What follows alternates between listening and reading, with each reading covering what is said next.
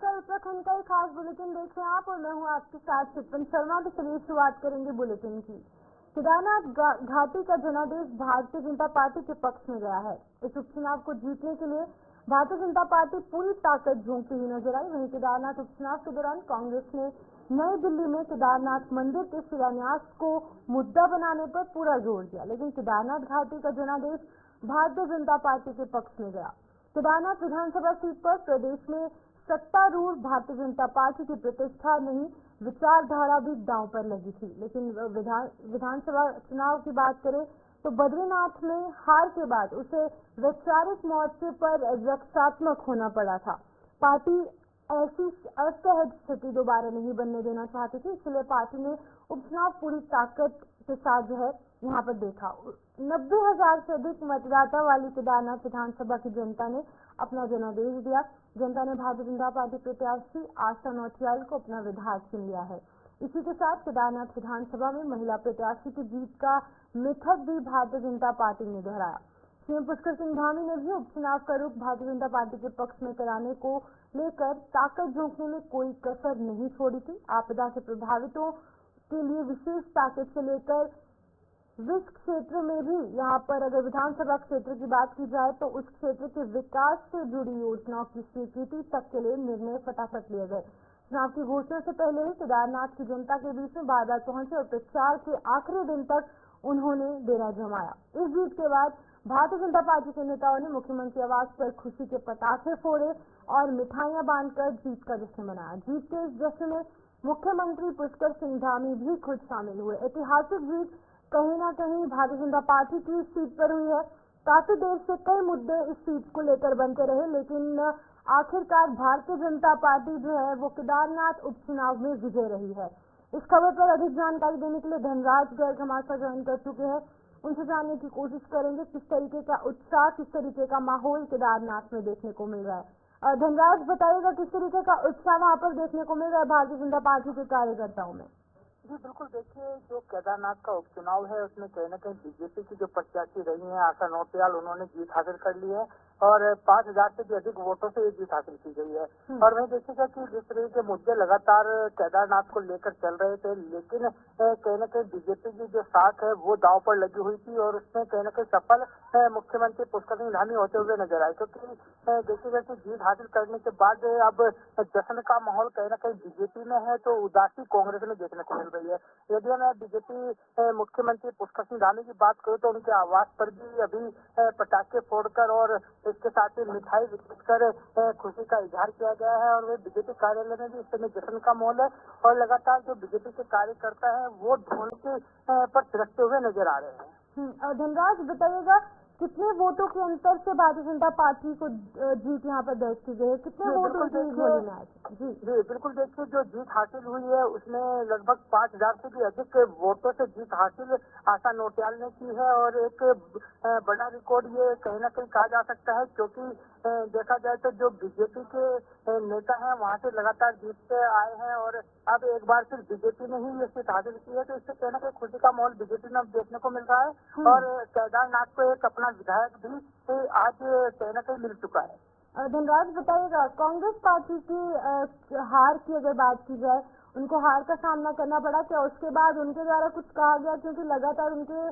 द्वारा दावे किए जा रहे थे और कहीं ना कहीं भारतीय जनता पार्टी पर कड़ा प्रहार इस दौरान देखने को मिला था। प्रचार प्रसार के दौरान केदारनाथ को लेकर मुद्दे उठाए गए, अन्य कई मुद्दे जो है सीधे तौर पर कई चीजों में मुख्यमंत्री पुष्कर सिंह धामी को भी घेरने का प्रयास कांग्रेस पार्टी द्वारा किया गया। अब उनका क्या कुछ पक्ष है, क्या कुछ कहा जा रहा है उनके द्वारा इतनी करारी हार मिलने के बाद? जी बिल्कुल, देखिए जिस तरीके से देखा जाए कि बीजेपी हो या कांग्रेस हो, लगातार कहने के बड़े बड़े दावे कर रही थी, लेकिन जीत हासिल बीजेपी ने की है और कांग्रेस ने जिस तरीके से लगातार बीजेपी को घेरने का काम किया, तमाम मुद्दों को लेकर कहने के प्रहार मुख्यमंत्री पुष्कर सिंह धामी पर भी करते हुए नजर आए थे, लेकिन उनको एक बार फिर कांग्रेस को कहने के मुंह की खानी पड़ी।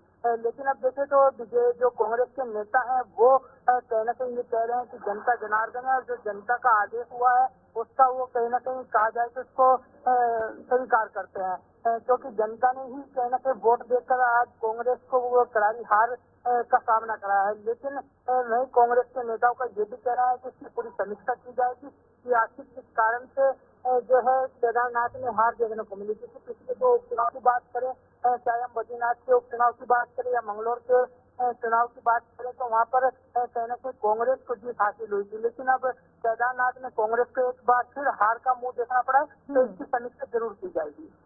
धनराज, एक सीट काफी महत्वपूर्ण है। पुष्कर सिंह धामी की तस्वीरें हमारे सामने है। एक सीट पर विजय होने के बाद पुष्कर सिंह धामी के आवास पर जो है यहाँ पर मुख्यमंत्री आवास पर जश्न मनाया गया। वो खुद इस जश्न में सम्मिलित हुए हैं, मिठाई खाते दिख रहे हैं, अपने मस्तक पर तिलक लगवाते दिख रहे हैं। आतिशबाजियों की तस्वीरें हम देख सकते हैं।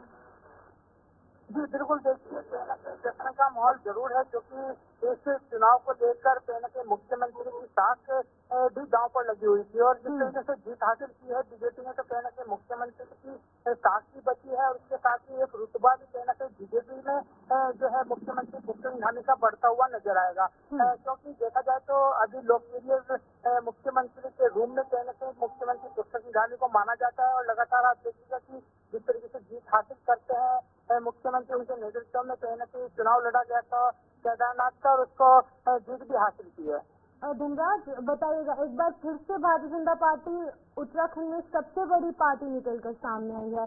लोगों ने एक बार फिर से भारतीय जनता पार्टी पर भरोसा जताया। अब इन भरोसों पर किस तरीके से पार्टी और ये जो प्रत्याशी जीतकर सामने आए हैं वो किस तरीके से खरा उतरेंगे, ये भी काफी अहम रहने वाला है।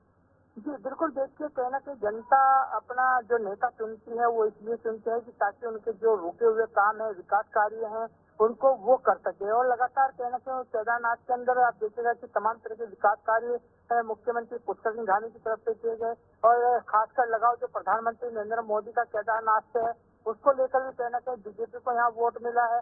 और इससे कहीं न कहीं लगता है कि बीजेपी एक बड़ी पार्टी अब उत्तराखंड के अंदर बन चुकी है। और लगातार आप देख रहे होंगे कि चाहे कोई भी चुनाव हो, उसमें बीजेपी कहीं न कहीं जीत हासिल करती हुई नजर आती है। तो इससे कहीं न कहीं आपको देखने वाली बात होगी कि जो विधायक चुने गए हैं, क्या वो जनता की पूरी शर्तों पर खरा उतरते हैं नहीं, क्योंकि जनता एक विकास कार्य के लिए वोट करती है, और वो वोट यहाँ पर किया है। और कहीं न कहीं आप देखने वाली बात होगी जिस तरीके से जो रुके हुए विकास कार्य हैं उनको आसान होता है, किस तरीके से आगे बढ़ाते हैं। ठीक है धनराज, बहुत बहुत शुक्रिया तमाम जानकारी देने के लिए। धनराज गर्ग जहाँ पर अपडेट कर रहे थे उत्तराखंड के हवाले से, जहाँ पर केदारनाथ उपचुनाव के नतीजे सामने आ चुके हैं। भारतीय जनता पार्टी 5000 वोटों से बढ़त बनाते हुए भारतीय जनता पार्टी एक बार फिर से उत्तराखंड में एक सबसे बड़ी पार्टी के रूप में शामिल हुई है। तो चलिए आगे बढ़ेंगे, जहाँ पर केदारनाथ विधानसभा उपचुनाव में भारतीय जनता पार्टी के प्रत्याशी को मिली जीत पर भाजपा प्रदेश अध्यक्ष महेंद्र भट्ट ने केदारनाथ की जनता का आभार प्रकट किया है। उन्होंने कहा कि कांग्रेस ने अंदर बयानबाजी कर केदारनाथ की यात्रा को प्रभावित करने का प्रयास किया और कांग्रेस झूठे विषयों को लेकर जनता के बीच में गई। आज बड़ा तमाचा केदारनाथ की जनता ने कांग्रेस पार्टी को दिया है। केदारनाथ की जनता ने जो विश्वास दिखाया है वो नजीर के रूप में है, और अब आगामी समय में प्रदेश में जितने भी चुनाव होंगे वो सभी भारतीय जनता पार्टी इसी तरीके से जीतेगी। मैं केदारनाथ की सम्राट जनता का आभार व्यक्त करता हूं कि उन्होंने भारतीय जनता पार्टी को प्रचंड मतों से विधानसभा सीट को जिताया। केदारनाथ की जनता प्रबुद्ध जनता है। जिस प्रकार से कांग्रेस ने अलग अलग बयानबाजी करके केदारनाथ की यात्रा को प्रभावित करने का प्रयास किया, विकास को अवरुद्ध करने का प्रयास किया, और झूठे विषयों को लेकर कांग्रेस जनता के बीच में गई, आज बड़ा तमाचा केदारनाथ की जनता ने कांग्रेस को ऊपर किया है। और मैं कह सकता हूं कि जो विश्वास केदारनाथ की जनता द्वारा हमारे देश के प्रधानमंत्री जी के प्रति, हमारे प्रदेश के मुख्यमंत्री जी के प्रति और भाजपा संगठन के प्रति विश्वास व्यक्त किया है, वो विश्वास एक नजीर के रूप में है। भविष्य के अंदर उत्तराखंड में जितने भी चुनाव होंगे भारतीय जनता के उन सब चुनाव को इसी प्रकार। देहरादून में स्थित मल्टी डिसिप्लिनरी विश्वविद्यालय यूपीईएस का 22वां दीक्षांत समारोह का आयोजन किया गया। पहली बार ये दीक्षांत समारोह 5 दिनों तक चलेगा, जिसमें कि यूपीईएस के विद्यालयों में से प्रत्येक को समर्पित अलग अलग समारोह होंगे, जो कि प्रत्येक विषय के छात्रों को व्यक्तिगत रूप से सम्मानित करने के लिए एक विशेष मंच प्रदान करेगा। 26 नवंबर तक यूपीईएस के सभी 7 विद्यालयों के छात्रों को डिग्री प्रदान की जाएगी, जिससे कि स्नातकों और उनके परिवारों के लिए एक सार्थक और यादगार अनुभव होगा, क्योंकि वो गर्व के साथ अपनी डिग्री प्राप्त करेंगे। समारोह की शुरुआत school of health sciences and technology और स्कूल ऑफ लॉ के दीक्षांत समारोह से शुरू हुई। यूपीएस ने मुख्य अतिथि के रूप में लॉ और जस्टिस मंत्रालय के माननीय मंत्री अर्जुन राम मेघवाल का स्वागत किया। साथ ही इलाहाबाद हाई कोर्ट के न्यायाधीश माननीय न्यायमूर्ति जे मुनि और उत्तराखंड के महाधिवक्ता माननीय SN दाभोलकर को उनके दीक्षांत समारोह में मुख्य अतिथि के रूप में आमंत्रित किया गया। School of health sciences and technology में CSIR और डायरेक्टर जनरल और DSIR के सेक्रेटरी डॉक्टर सेल्वी ने मुख्य अतिथि के रूप में यहाँ पर शिरकत की। ठीक है, देखिए हमारे शासन करने के 3 अंग, एक एग्जीक्यूटिव विंग है, एक लेजिस्लेटिव विंग है, एक जुडिशरी है, और मीडिया भी एक लोकतंत्र का स्तंभ है। ठीक है, अब ये तीनों अंग अपना अपना काम कर रहे हैं। आपको लगता है कि केसेस पेंडिंग क्यों, ये विषय, तो इसके लिए सरकार ने भी चिंता की है और माननीय सर्वोच्च न्यायालय ने भी चिंता की। जो हमारा कंसल्टेशन अब तक हुआ उसमें ऐसा लगता है कि ADR इसका एक माध्यम है जिसमें कोर्ट केसेस कम हो सकते हैं। आल्टरनेट डिस्प्यूट रिजोल्यूशन मैकेनिज्म, उसमें हम कॉमर्शियल कोर्ट भी काफी ठीक संख्या में बना रहे हैं। आर्बिट्रेशन एक्ट को भी हमने अमेंड किया है, मीडिएशन लॉ को भी हमने अमेंड किया है, और आप देख रहे होंगे कि जो एक्सपर्ट होते हैं उन चीज़ों के, उनको हम आजकल जज भी आ रहे हैं उसी लाइन के। तो मुझे लगता है कि कोर्ट केसेस जो ADR जैसे हम अपनाते जाएंगे तो कोर्ट केसेस कम हो जाएंगे और हम इस दिशा में लगे हुए। हाँ, बिल्कुल। तो यूनिवर्सिटी ने बहुत ही छोटे स्केल पे शुरुआत करी थी, जिसमें हमने लगभग राजधानी देहरादून में हुए सड़क हादसों में 6 युवाओं के मारे जाने के बाद सुप्रीम कोर्ट की रोड सेफ्टी मॉनिटरिंग कमेटी ने संज्ञान लेते हुए उत्तराखंड सरकार से सड़क सुरक्षा को लेकर कुछ सवाल खड़े किए। कमेटी ने उत्तराखंड सरकार से इस पर जवाब मांगा है। रोड सेफ्टी मॉनिटरिंग कमेटी ने शासन से पूछा है कि आखिर हादसे के बाद शासन के स्तर से क्या कुछ कदम उठाए गए, इस हादसे के पीछे क्या वजह रही, ऐसे तमाम बिंदुओं पर कमेटी ने उत्तराखंड सरकार से रिपोर्ट मांगी है। वहीं सुप्रीम कोर्ट द्वारा प्रदेश में हो रही सड़क दुर्घटनाओं पर संज्ञान लेने उत्तराखंड सरकार से विशेष कार्रवाई करने की बात भी यहाँ पर उत्तराखंड के DGP अभिनव कुमार ने की है। उन्होंने कहा है कि उत्तराखंड में दुर्गम रास्ते हैं और ट्रैफिक का प्रेशर भी है, जिस कारण बीच में दुर्घटनाएं होती रहती हैं, जिस पर प्रदेश के मुख्यमंत्री पुष्कर सिंह धामी ने चिंता व्यक्त की है। इसको लेकर पुलिस विभाग ने विशेष गाइडलाइंस जारी की है और वो परिवहन विभाग के साथ मिलकर एक विस्तृत कार्य योजना तैयार कर रहा है ताकि सड़क दुर्घटनाओं में कमी आ पाए। गाड़ी के भीतर बैठे 6 दोस्तों। देखिए, सड़क सुरक्षा हमारे लिए बहुत महत्वपूर्ण प्रायोरिटी है, हर सरकार के लिए और पुलिस विभाग के लिए खासतौर से। हमारे प्रदेश में जिस तरह से दुर्गम रास्ते हैं और जिस तरीके का ट्रैफिक का प्रेशर है, तो बीच में बड़े सीरियस एक्सीडेंट होते रहे हैं। तो इसको लेकर माननीय मुख्यमंत्री जी ने भी चिंता जताई है और हम लोगों ने भी अभी फिर से कुछ विस्तृत गाइडलाइंस जारी किए हैं। अलग अलग हमारे प्रदेश के अलग अलग जगहों पर अलग अलग टाइप की समस्या है। शहरों में जो बड़े शहर हैं, देहरादून वगैरह, यहाँ ड्रिंक ड्राइविंग की या रात में ओवर स्पीडिंग की समस्या है। पहाड़ों में कुछ और समस्याएं हैं, लेकिन पुलिस विभाग, ट्रांसपोर्ट डिपार्टमेंट के साथ मिलकर और सिविल एडमिनिस्ट्रेशन के साथ मिलकर इससे एक विस्तृत कार्य योजना तैयार कर रहा है और मुझे आशा है कि हरिद्वार के गुरुकुल संघ विश्वविद्यालय में आयोजित 5 दिवसीय उत्तर भारत अंतर विश्वविद्यालय वॉलीबॉल प्रतियोगिता का शुभारंभ हुआ। उत्तराखंड के DGP अभिनव कुमार ने वॉलीबॉल प्रतियोगिता का उद्घाटन किया। इस अवसर पर अभिनव कुमार ने कहा कि इस 5 दिवसीय वॉलीबॉल प्रतियोगिता में अलग अलग विश्वविद्यालयों की 90 टीमों द्वारा प्रतिभाग किया जा रहा है। उन्होंने कहा कि खेल जीवन में अनुशासन लाता है, जिससे कि समाज और देश के लिए ये अच्छी बात होगी।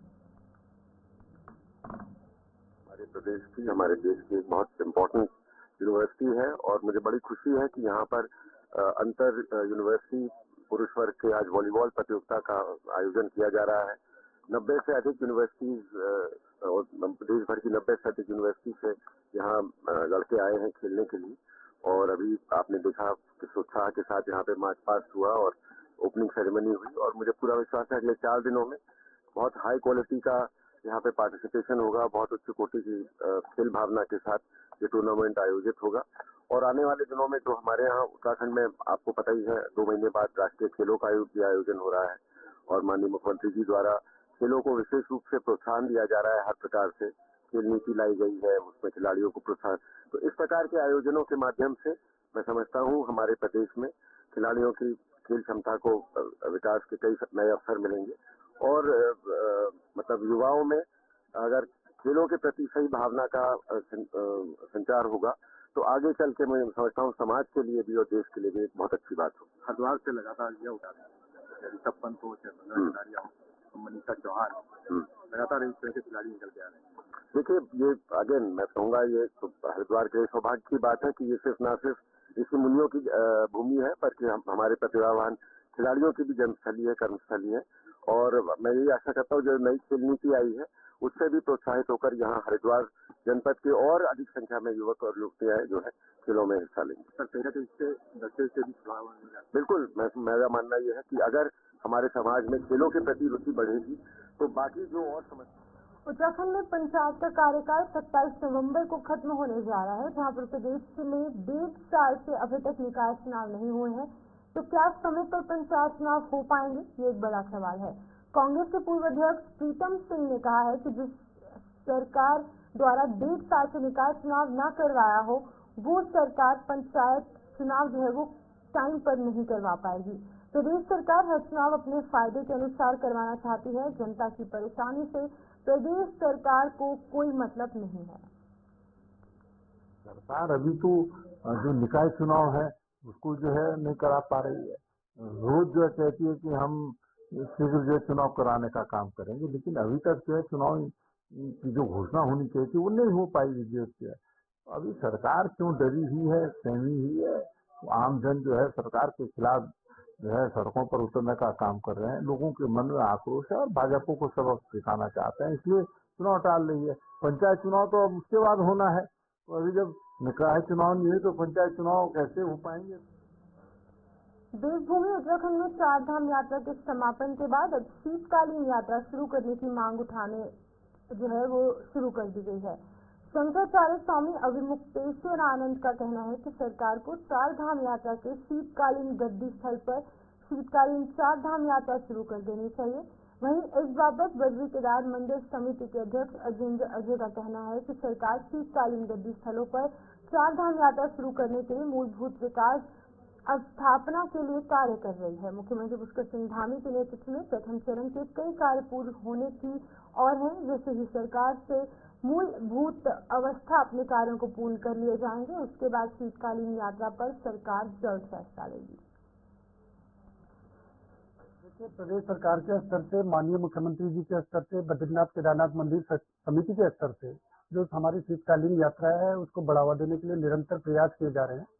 मैं इस क्रम में अवगत कराना चाहूंगा आपको कि बद्रीनाथ केदारनाथ मंदिर समिति द्वारा जो हमारे शीतकालीन गद्दी स्थल है, जैसे ऊखीमठ स्थित ओंकारेश्वर मंदिर है जहाँ पर बाबा केदार की शीतकालीन पूजा होती है। इसके अलावा मदनेश्वर जी की जो डोली होती है वो भी वहीं पर अवस्थित होती है, उसकी पूजा वहीं पर संपादित की जाती है। इसके अलावा वहाँ पर पंच केदारों का गद्दी स्थल भी है, तो उसको वहाँ पर आधारभूत बुनियादी सुविधाओं के विकास के लिए हम प्रयास कर रहे हैं। वहाँ पर एक बड़े प्रोजेक्ट पे हम काम कर रहे हैं और उसको जो प्रथम चरण का हमारा कार्य है उस परियोजना का वो प्रारंभ हो चुका है, वो लगभग समाप्ति की ओर है। इसके पश्चात हम द्वितीय चरण का उसका DPR डिजाइन तैयार करवा रहे हैं। तो जब ये कार्य वहाँ पर पूरी तरीके से पूर्ण हो जाएंगे तो निश्चित रूप से जो ऊखीमठ स्थित जो ओंकारेश्वर मंदिर है वो एक न्यू डेस्टिनेशन के रूप में होगा और शीतकालीन पूजा जो शीतकालीन यात्रा की हम जो बात कर रहे हैं उसका एक प्रमुख धुरी बनेगी। इसी प्रकार से जो जोशीमठ स्थित नरसिंह मंदिर है वहाँ पर बद्रीनाथ जी के कपाट बंद होने के पश्चात शंकराचार्य जी की गद्दी वहाँ पर विराजमान होती है, तो उसके विकास के लिए भी वहाँ पर भी आधारभूत सुविधाओं के विकास के लिए हम कार्य कर रहे हैं। और वहाँ पर मुख्यतः जो समस्या थी वो पार्किंग की है और हमने इसके लिए प्रयास भी किया था, शासन से भी हमारी बातचीत हुई थी पार्किंग। उत्तरकाशी सिलकारा सुरंग के पास बौखनाथ देवता के थैलू यानी कि मेले की तैयारियां चल रही हैं। आज इनके पहले दिन सांस्कृतिक संध्या में अंतर्राष्ट्रीय सुरंग एसोसिएशन के अध्यक्ष प्रोफेसर आर्नोल्ड डिस्क भी इस मेले में शिरकत करेंगे।